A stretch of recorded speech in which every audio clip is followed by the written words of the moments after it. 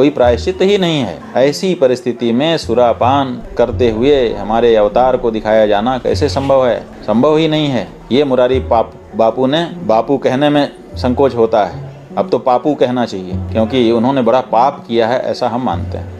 तो जब तक सूक्ष्म विचार नहीं करेंगे तब तक इसी तरह से अर्थ का अनर्थ होता रहेगा। औषधि वारुणी एक औषधि है, आयुर्वेद शास्त्र में उसका वर्णन किया गया है। उस औषधि का सेवन किसी कारण से बलराम जी करते रहे होंगे, उसको पीते रहे होंगे।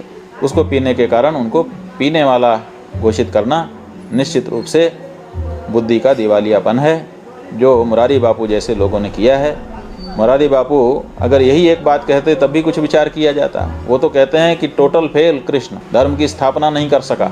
अब बताइए, टोटल फेल?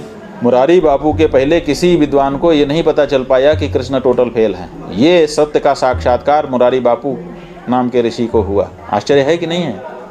आपके व्यास, आपके शंकराचार्य, आपके दूसरे आचार्य सब फेल हो गए, क्योंकि इसी को एक जानकारी हो पाई। इसीलिए ये मुरारी बापू कह पा रहे हैं, क्योंकि उनकी बुद्धि पर उनका नियंत्रण समाप्त हो गया है। असल में तो इन्होंने पिया हुआ प्रतीत होता है। बलराम जी ने पिया नहीं पिया, लेकिन जो बात व्यासासन पर बैठ करके मुरारी बापू कहते दिखाई दे रहे हैं, इससे तो यही पता चलता है कि शायद यही पी पा करके बैठे हुए थे और बोल रहे थे। क्योंकि अनर्गल बातें, माने प्रलाप जो है वो व्यक्ति शुद्ध मस्तिष्क से तो नहीं कर सकता। निश्चित रूप से उसके मस्तिष्क में कोई विकार रहा है और वो मद्यपान से ही आ सकता है।